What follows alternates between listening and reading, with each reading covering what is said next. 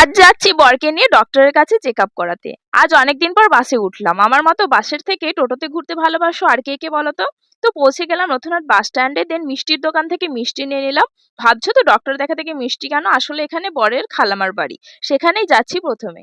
এই দেখো, একদিকে অজয় নদী আর একদিকে খালামাদের বাড়ি। খালামাদের বাড়ি গিয়ে এখানেই ফার্স্টে খেয়ে নিলাম শরবত, দেন খালামা গাছ থেকে পেয়ারা পেড়ে দেয়, সেটাই খাচ্ছি। আর এখানে দেখো মামা যাচ্ছে নদীতে মাছ ধরতে, আর এই যে ভাই যাচ্ছে মাছ ধরার জাল নিয়ে। তারপর দুপুরের লাঞ্চ। খালামাদের ইনফর্ম না করেই এসেছি, ভেবেছিলাম রাজধানীতে গিয়ে বিরিয়ানি খাবো, বাট খালামা কিছুতেই না খাইয়ে ছাড়লো না।